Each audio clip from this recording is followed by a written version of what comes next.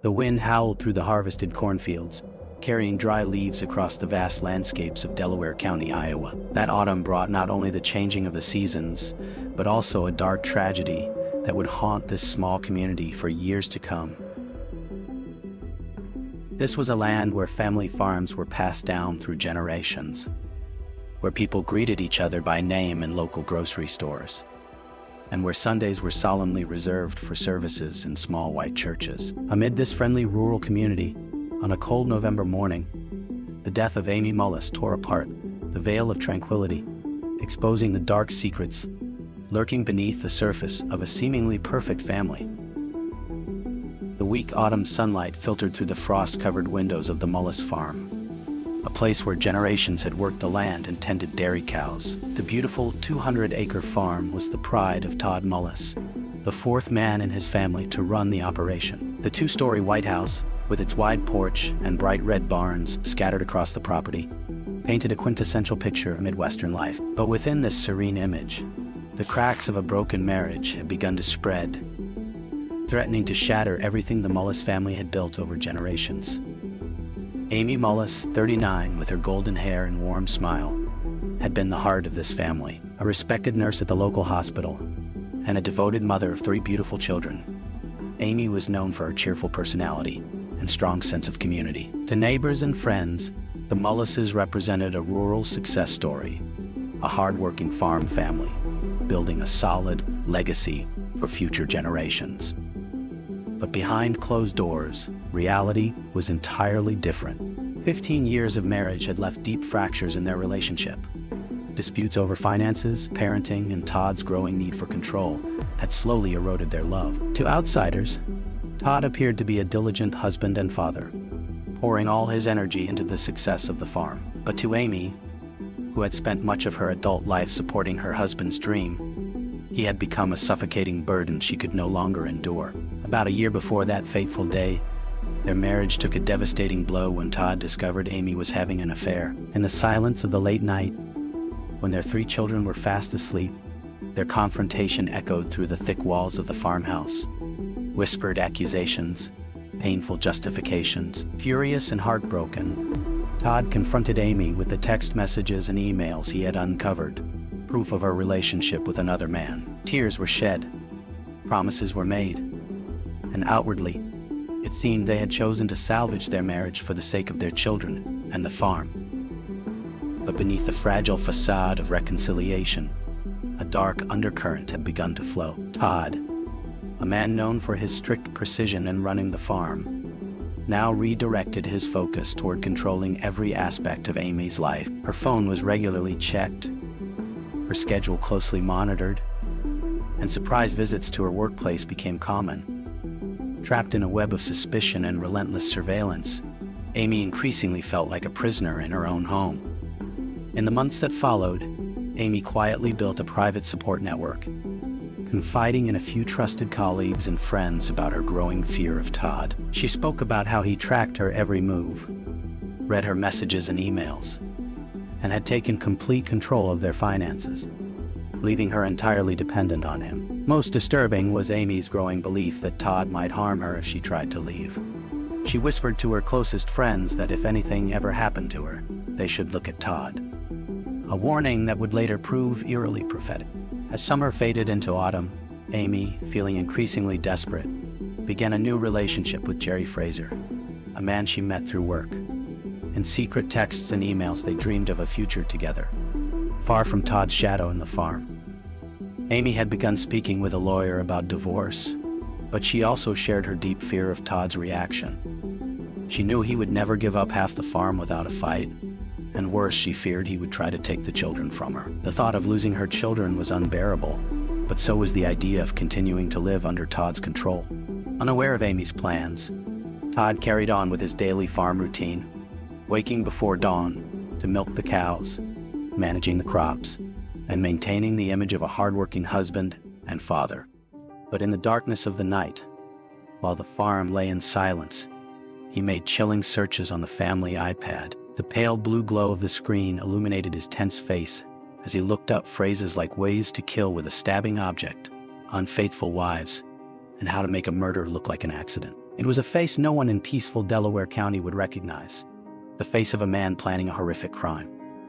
The morning of November 10th, 2018, began like any other on the Mullis farm. Todd and their 13-year-old son, Tristan, woke early to work in the barn, repairing some farm equipment. Amy, still recovering from a recent surgery, initially stayed inside with their 2 younger children, but later decided to step outside to help, despite feeling a little dizzy. The crisp autumn air wrapped around the property as the family moved between the house and outbuildings, unaware that this would be their last morning together.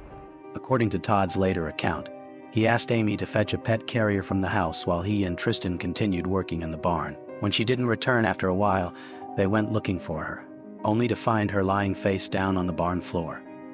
A corn rake with sharp prongs lay nearby, blood pooling around her motionless body. Tristan's terrified screams upon discovering his mother shattered the quiet farm morning, an anguished sound that would haunt him for the rest of his life.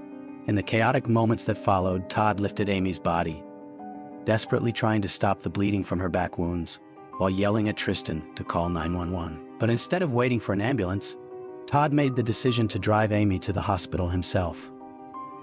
Tristan sat in the back, holding his mother tightly, his small hands covered in her blood as silent tears streamed down his face. The truck sped away from the farm, kicking up a trail of red dust on the dirt road. While inside, Todd frantically called 911, his voice breaking as he described a horrific accident involving a corn rake. But Amy never made it to the hospital alive. By the time they arrived at the emergency room, all signs of life had left her. Her blue eyes remained wide open in shock, as if she were still trying to process her cruel fate. Medical staff rushed to perform life-saving measures, but in their hearts, they already knew it was too late. Amy Mullis, the beautiful, vibrant woman they all knew and loved, was gone forever, leaving behind 3 children and countless unanswered questions. As the medical team faced the grim task of confirming Amy's death, forensic expert Dr. Kelly Cruz was called in to examine the body. Almost immediately, she noticed inconsistencies with the accident described. The wounds on Amy's body didn't align with a simple fall onto a farm tool. As Dr. Cruz carefully inspected each injury, a disturbing picture emerged. 6 distinct stab wounds, each with different depths and angles, making an accidental fall impossible. 4 of the puncture wounds had pierced Amy's lungs, causing fatal internal bleeding within minutes. The nature of these wounds pointed to one conclusion. This was no accident. This was a deliberate act of violence. News of Amy's death and the suspicion surrounding it spread quickly through the tight-knit community of Delaware County. Meanwhile, investigators from the Delaware County Sheriff's Office launched a full-scale inquiry, gathering evidence from the Mullis farm and interviewing everyone involved. Despite the brutal nature of Amy's death, the crime scene showed surprisingly little sign of struggle. No overturned furniture, no desperate fight for survival. Instead, there was an eerie orderliness where chaos should have been, a detail that did not go unnoticed by seasoned detectives. As the investigation unfolded, a chilling picture began to take shape. Friends and co-workers of Amy revealed her growing fear of Todd and her desperate plans to escape the marriage. Recovered text messages and emails exposed her affair with Jerry Frazier and her attempts to seek legal advice. Financial records showed Todd's complete control over every aspect of their material life, leaving Amy with no independence. But perhaps the most damning piece of evidence was the search history found on the family iPad, proof of a mind carefully calculating how to eliminate a woman it saw as a betrayer. At the center of the investigation was Tristan Mullis, the 13-year-old boy who had witnessed both the initial chaos and its tragic aftermath. Initially, Tristan's story aligned with his father's, that neither of them had been near Amy when she suffered her accident, that they had been together in the barn all morning. But as investigators gently questioned Tristan over time, inconsistencies began to emerge. Dad asked me to get a drill from the truck. Tristan finally admitted in a later interview, his voice breaking with tension, his eyes unable to meet the investigator's gaze. About 7 minutes. That was the time Tristan had been away from the barn searching for the tool. Where had Todd been? That brief window of time, though short, could have been enough for a determined man to commit a deliberate act of violence against his unsuspecting wife. The pain was evident on Tristan's face as he was forced to confront the possibility that his father could be the culprit, touching even the most seasoned investigators. This was a boy who had lost his mother in a horrific act of violence and was now facing the prospect of losing his father to the criminal justice system. Caught between loyalty to his father and the truth, Tristan bore a burden no child should ever have to carry. Meanwhile, Todd Mullis maintained an eerily calm demeanor throughout the investigation, cooperating with the police while firmly asserting his innocence. This attitude, along with inconsistencies in his statements and other suspicious clues, ultimately led to his arrest and indictment for first-degree murder. Todd Mullis' trial took place nearly a year after Amy's death in a packed Delaware County courtroom. Every corner of the courtroom was filled with friends, family, neighbors, and concerned citizens, all seeking answers, closure, and perhaps most importantly, justice for Amy. The somber autumn light streamed through the tall windows, casting long shadows on the solemn faces of those in attendance. Over the next 6 days, the prosecution and the defense painted two completely different narratives of the events leading to Amy's death. The prosecution depicted Todd Mullis as an angry, wounded man, someone who had discovered his wife's infidelity yet again and faced the looming prospect of losing half the farm's value and possibly custody of his children in an impending divorce. They described a carefully premeditated murder staged to look like a tragic accident, a crime driven by greed, jealousy, and a need for control. In contrast, Todd's defense team sought to cast doubt on the prosecution's theory, pointing out that there were no direct witnesses to the murder and no signs of struggle at the crime scene. They suggested alternative suspects, including Jerry Frazier, arguing that he might have visited the farm that morning to see Amy and had his own motives, as their relationship was at risk of being exposed. They portrayed Todd Mullis as a man trying to salvage his marriage and build a future for his children, not a ruthless killer driven by revenge. One of the most memorable moments of the trial was when Todd Mullis took the stand in his own defense. With an almost unnerving composure, he recounted his version of the events leading up to Amy's death, denying any involvement and expressing sorrow over his wife's loss. However, it was this very calmness, this near-total lack of emotion, that unsettled many in the courtroom. To observers, there was something profoundly disturbing about a man who could maintain such absolute control while speaking about his wife's death. When questioned about the suspicious internet searches, Todd denied making them, suggesting that perhaps Amy or someone else had used the family's iPad. He also denied deleting security camera footage from the day of Amy's death, claiming that the system frequently malfunctioned. But perhaps the most striking moment of Todd's testimony was when he admitted knowing about Amy's relationship with Jerry Frazier. He had claimed that he and Amy had agreed to try to save their marriage for the sake of their children. The absence of emotion in these admissions, the almost chilling composure with which Todd spoke about his wife's betrayal, left a lasting impression on the jury. This was not the reaction of a heartbroken husband devastated by infidelity. This was the response of a man calculating every word, every expression, carefully crafting a narrative designed to sow doubt. After nearly 8 hours of deliberation, the jury returned with a verdict. Todd Mullis was guilty of first-degree murder. As the verdict was read, a collective sigh of relief rippled through the courtroom, followed by the quiet sobs of Amy's family and the silent tears of the 3 Mullis children, who had now lost both their mother and father. Todd Mullis, who had maintained his composure throughout the trial, finally showed a flicker of emotion when the verdict was announced. A brief tremor, a momentary falter in his stance before he quickly regained control. It was a rare glimpse beyond the mask. A man who had meticulously calculated every aspect of his plan, from the execution of the murder to the staging of the scene, only to be undone by the contradictions in his own story. Judge Thomas Bitter, a tall man with silver hair and sharp eyes who had presided over many cases in his long career, sentenced Todd Mullis to life in prison without the possibility of parole. A solemn silence filled the courtroom as Judge Bitter delivered the sentence, his deep voice firm yet tinged with sorrow. In his statement, he spoke not only of the brutality of the crime, but also of its far-reaching impact on the innocent children left to bear the heaviest burden of all.